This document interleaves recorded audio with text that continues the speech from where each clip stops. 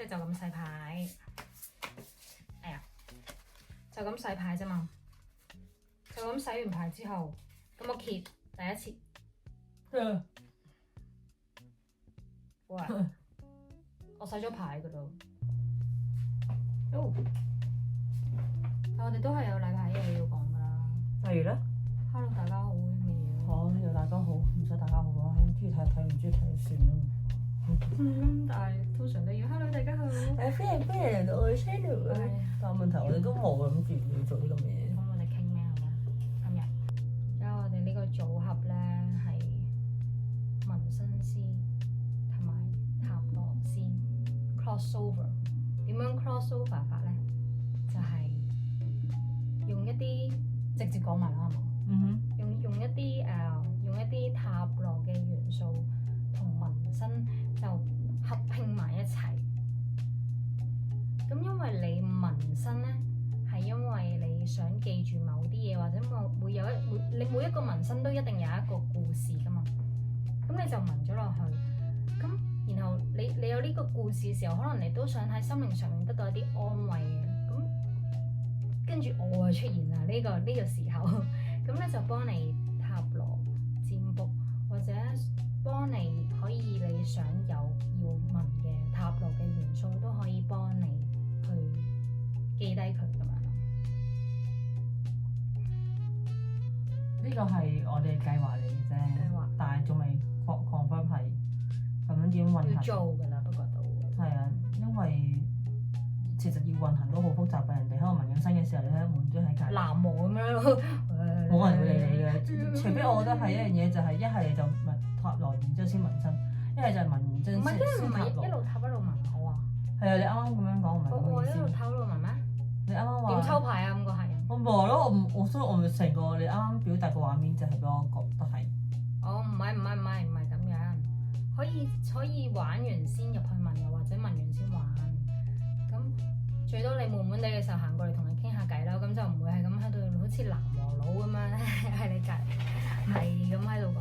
咁應該係想要做嘅就係有塔羅師在場嘅紋身店咁樣。係。咁但係就嗰個神秘感咧，個神秘感咧就仲更加勁啲咯。但係就要啲時間去籌備，睇下點樣可以開始。同埋我哋應該會之後話一啲塔羅嘅元素啦，因為其實呢排咧就唔知點解咧，我好中意睇嗰啲占星命理啦，又成日睇埋嗰啲死人八字啊，又成啊，指我頭咩死人八字啫？八字就八字啦，咩死人八字啊？我中意講。咁你就數手指咯，成日突然之間咧揸下車喺度咁樣，咩事啊喂大佬？有咩轉機啊？請問？唔係啊，咁人哋上網教點人哋玩。解你揸下車，你會突然之間諗數下咩年咁樣嘅？唔係數咩年啊？定係你係喺度做緊第二？唔係我玩緊其他嘢啊嘛。哦，OK。係啊，未玩完，所以睇下可唔可以玩到。咁之後就係咯，不如講你啦。你唔好講一啲未實行嘅 plan。咁我而家準備嘅 plan 就係我要學紋身，又學咗5年啦，又再繼續，係咯，停滯咗，再繼續，再練翻。咪其實係因為咩咧？其實因為琴日我哋去睇完呢個紫微斗數啦，咁咧原來佢咧就講我，佢話原來佢條命咧就係咧好適合去做塔羅，但係咧個塔羅咧係會令到佢消耗自己嘅能量，所以佢係需要去做一啲運動啊，同埋去曬下太陽啦，去吸收翻天地之間嘅能量，先可以去做塔羅呢樣嘢。咁佢又自己成日好多諗法，就係話做紋身師加塔羅牌係一件好酷嘅事，所以我覺得其實佢如果之後要學紋身嘅話咧，佢就永遠都係會做塔羅牌嘅風格咯。咁我覺得係佢嘅 style 嚟嘅，就我即係負責教佢。即係嗰個氣氛真係好正嘅，你唔覺嘅咩？你睇下嗰啲叮叮噹啷嗰啲閃靈閃靈，跟住有嗰啲儀式感，跟住你哇行入去，好似去咗一個世界，一道門咁，開咗一道門咁樣入咗去，我覺得好正咯！你咁我自己好想，如果有呢一個地方，我都好想去感受一下俾人服務下我咁樣，我都希望有一日係咁樣。咁所以就可以做一個 idea 去結合咯。係啊，其實我見好多人都問嗰啲塔羅元素，因為塔羅元素嘅作品其實都好靚。嗯哼，係啊，聖杯啊嗰啲咁樣，好似你幫我紋嗰啲，但係佢幫我紋嗰啲咧，全部都係又係好靚噶，啲聖杯啊，皇你聖杯喺上邊喎。係啊，聖杯上面都睇唔到啊嘛，咁點啫？嗱，呢隻手全部都係塔羅元素嚟㗎，已經係開始係出品緊㗎啦。所有都係寶劍啊、隱士啊、個塔啊，好多。咁其實有啲咩原因你突然之間又睇翻塔羅咧？唔知啊，係忽然之間嘅，係我過咗嚟加拿大之後咧，突然之間即係好似可能冇人同我傾偈，跟住就好想揾人同我傾偈，咁我咪攞副牌傾下偈咯，即係起碼有對答，唔係四面都係牆啊嘛，就係咁。即係好似突然間俾人召喚咗咁樣。係突然間，唔係就係問翻唔翻香港好，就係呢個問題撩起咗我玩塔羅。因為呢樣嘢係好似擲公字咁啊！但係你呢樣嘢發生嘅係4、5年前啊嘛，但係你突然間呢幾個一兩個月係突然間係好想重拾翻呢樣嘢，好似有個照應你，喂唔係喎，喂你放低咗我塔羅已經等咗成10年20年，你突然之間你玩翻，其實係班細路，係佢哋成日話媽咪我好想玩，跟住我唔想玩，我成日同佢哋講嗱，1年只可以問一條問題嘅咋，因為呢啲咧唔好咁迷信，有靈感嚟㗎咁樣。咁但係就係咁咯，跟住就俾佢哋成日話想玩，係佢哋撩我出嚟㗎。其實，佢撩翻我出嚟之後，我發覺一樣嘢咧就好神奇嘅，即係你玩開塔羅咧，好似你抽嗰啲牌咧，其實嚟嚟去去咧唔知點解嗰幾隻牌都跟住你嘅。係啊，呢個先最恐怖。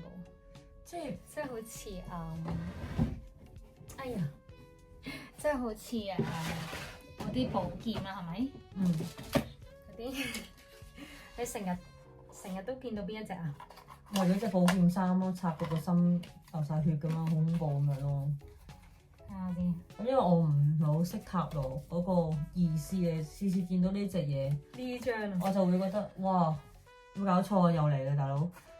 次次都係問親，我點啊？最近點啊？或者即係每次問下，哇，佢幾時會好翻啊？咁插到咁啦，咁即係點啊？即係咩？成世都唔使好翻啦，係咪咩意思咧？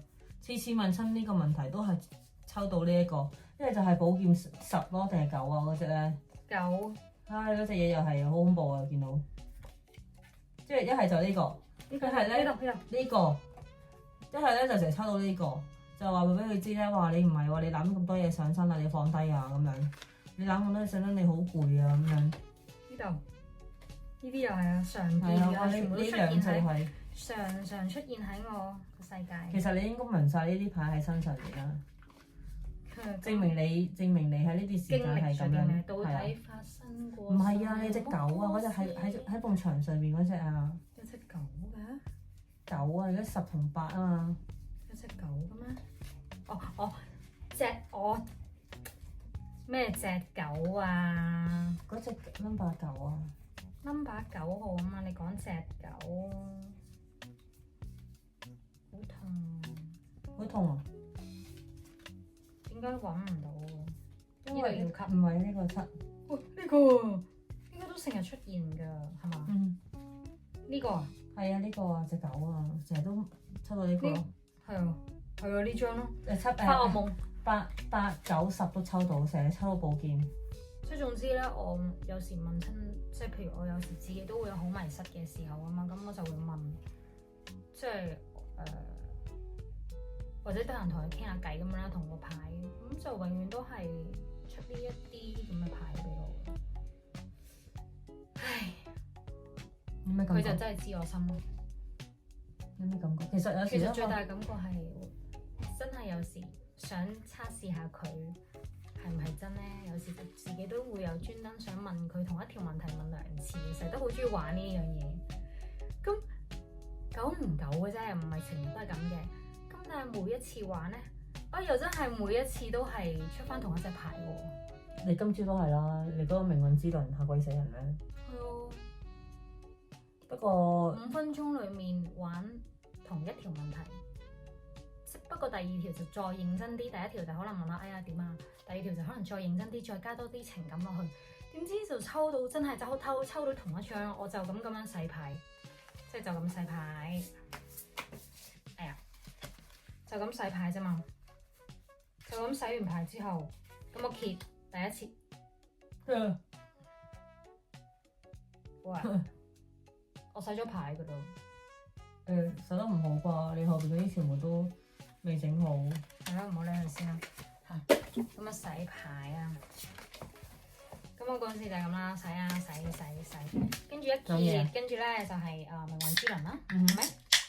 咁跟住咧到我問第二條問題嘅時候咧，因為我覺得我自己有時第一次唔係太認真，或者有時講嘢唔係太清楚咧，我會再問多次嘅。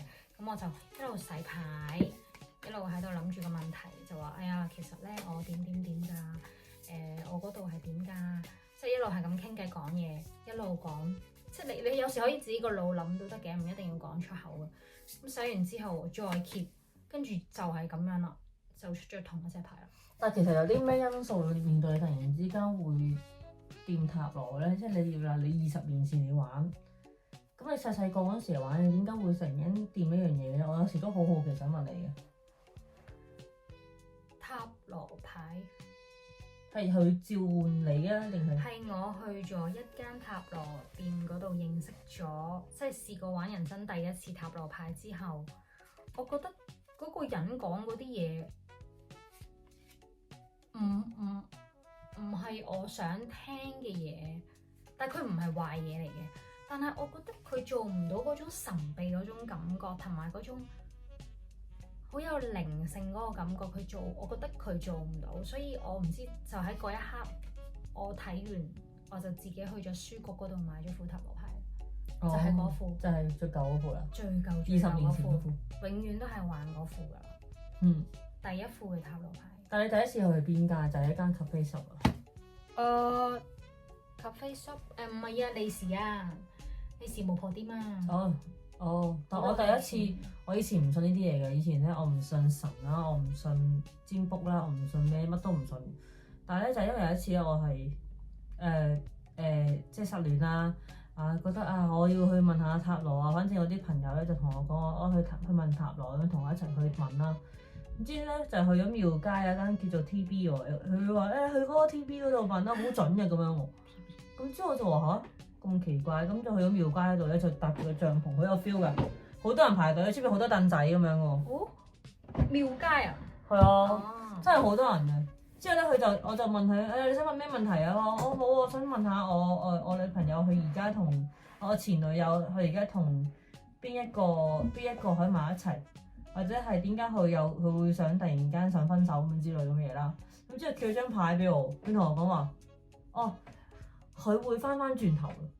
我話咩翻轉頭？佢話佢會翻轉頭，中意翻之前嗰類型咯。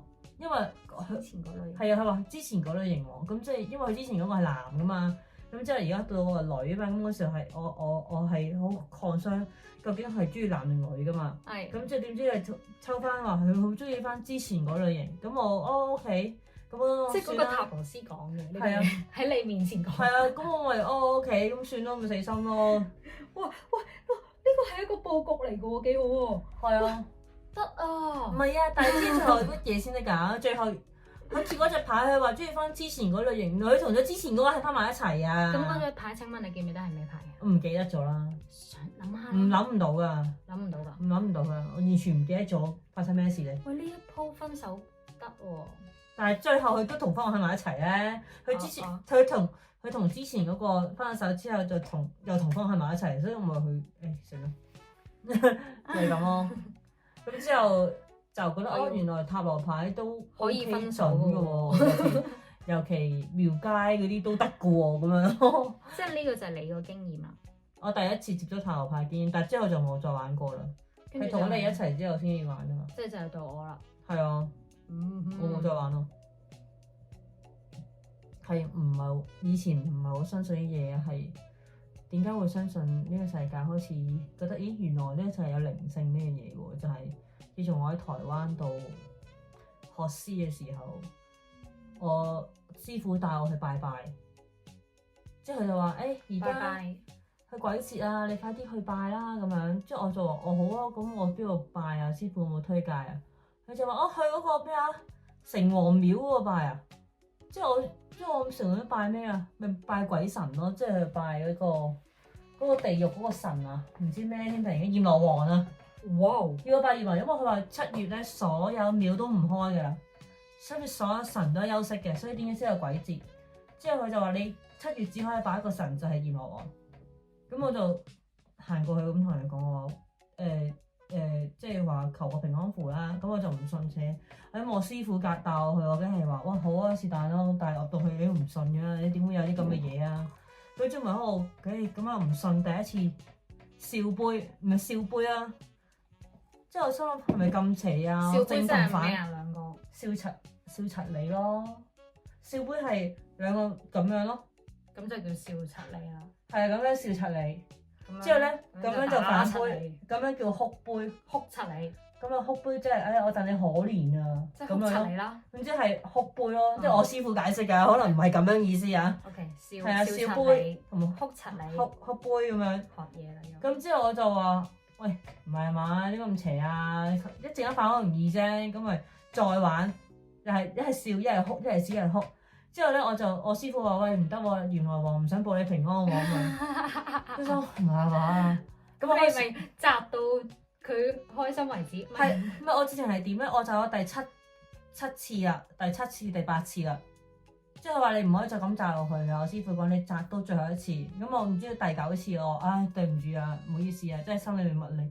我小朋友唔識世界啊，我真係唔知點玩，我唔知道我係咪有啲咩唔尊重你，所以我好希望你可以喺呢個鬼節度保我平安。如果我之前有啲咩冒犯你咧，就對唔住啦。咁可唔可以俾一個平安符我？我講咗一大扎嘢之後，佢俾個一正一反我。哦，我7、8次都冇，第9次先得，因為我師傅唔俾我，唔係佢話你唔可以再求啦。就係 last 個次，唔係可能如果佢再唔俾嘅話，我咪再可能再試多次咯。即係都會想再試一次。真係佢話都唔可以再玩嘅，如果再係咁嘅話，最正常嗰3次啫嘛。佢話台灣。唉，平時同你玩塔羅牌咪又係咁，我都同你講咗話唔可以同一條問題問咁多次嘅，問咗幾百次。咁但係佢係有呢個嗱，即係如果講咧，我覺得我嗰個神嘅大鑊啲嘅，因為你神廟嚟噶嘛，你明唔明意思？你唔撚尊敬佢。所以你同我玩就唔大鑊嘅。同你玩咧就係因為係占卜卜怪嚟噶嘛。咁我都要用力㗎，你都聽講我用完力，我會冇力㗎嘛。咁你唔在乎我㗎？我會在乎，咁但係我冇話唔信啦，我冇話唔信。唔係，我知即係。只不過我個人係會轉嚟轉去，佢就係會轉翻上一個問題。跳掣㗎喎，佢係天蠍座。唔係關天蠍座事嘅，係個人嘅問題。係個人問題定係天蠍座嘅問題咧？有冇天蠍座嘅朋友可以話俾我知，係咪天蠍座跳掣？唔會嘅，你阿媽唔係咁。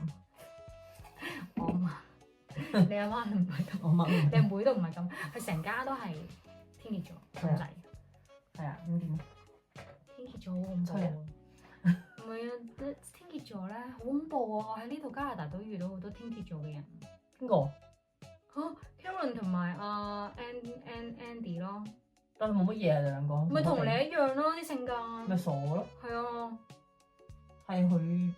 真係喎，呢啲星座嘅嘢又係咧，又係好似八字、紫微斗數咁樣，好似大概佢係一個咁樣嘅人，又係真嘅噃呢啲。但係我覺得即係如果你講話玩星座嗰啲星座命盤咧，你要睇埋佢嗰個上升啊、月亮啊、水星、木星、金星咁樣，其實亦真係慢慢又要再慢慢再深究。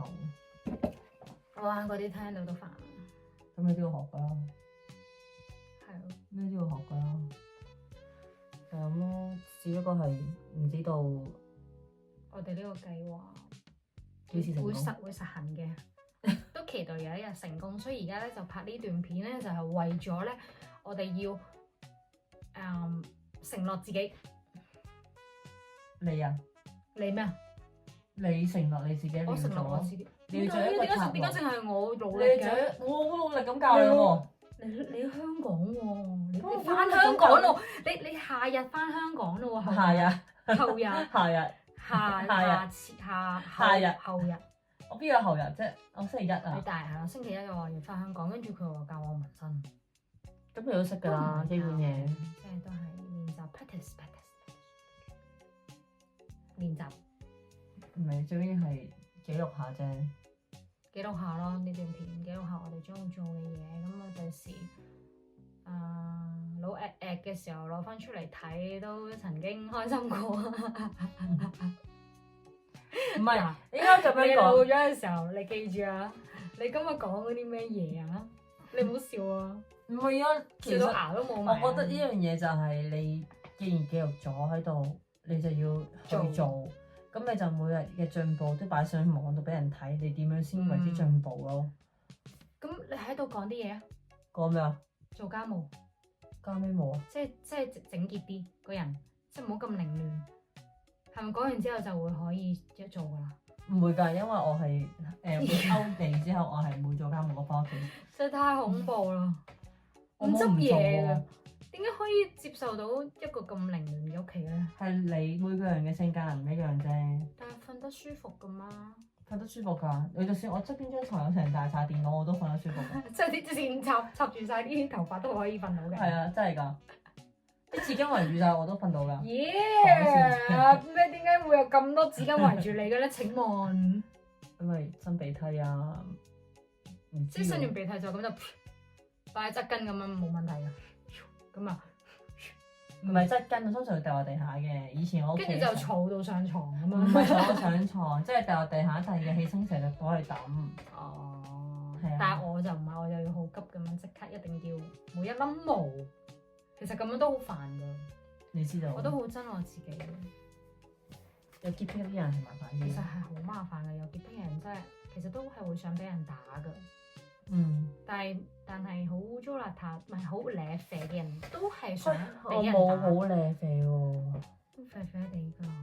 少少啫。即係有時候咧，你太 picky 咧，你梗係同一個唔 picky 嘅人喺埋一齊啦。如果唔係，你點樣學到你放低你嗰啲 picky 咧 picky 中文係潔癖。 ？picky 係麻煩 picky 咯，picky 係厭尖咯。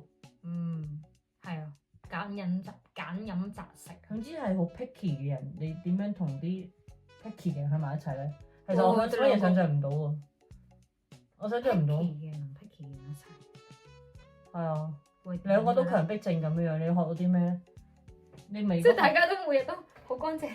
係啊，跟住你又整啦，跟住咧，然後食飯大家好斯文咁啊。但係如果唔係我哋平時食飯就，哎呀，滴到周圍都係，跟住一路講啦，有嘢傾啦，有話題啦。係啊，哦，啱喎。冇啊，我唔得㗎，我覺得。所以同類型嘅人係，即係我都接受唔到人哋比我更污糟嘅，即係好似你，我一個人呻到啲鼻屎周圍都係，我都接受唔到嘅，大佬。炮彈㗎嘛。咁係，我可以，即係我係亂啫，但我唔污糟嘛，係咪意思啊？ Okay. 如果我污糟嘅話，你都唔同我一齊啦。係。我係亂啫，係咯，嘅。就係咁。我哋應該聽日開始諗啲主題，真正係傾偈嘅主題，定係咩啊？傾唔係啊，下。聽日開始畫畫㗎啦，我就一陣間沖完涼我即刻畫㗎啦，我嚟㗎啦，我唔使瞓覺。唔瞓覺，你話夜晚先有靈感㗎嘛？我點解關你鬼事啊？我想睇下你夜晚啲靈感喺邊度，哪裏來？就係會舒服啲咯，對我嚟講。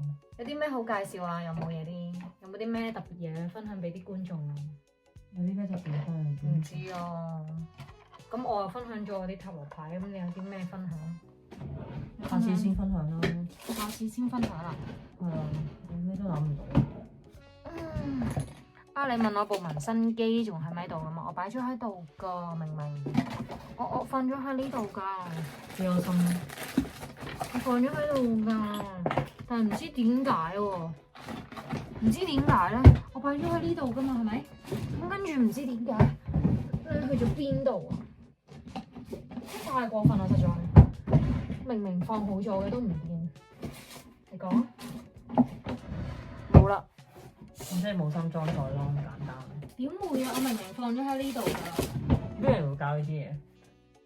我哋有冇啊？誒，係喎。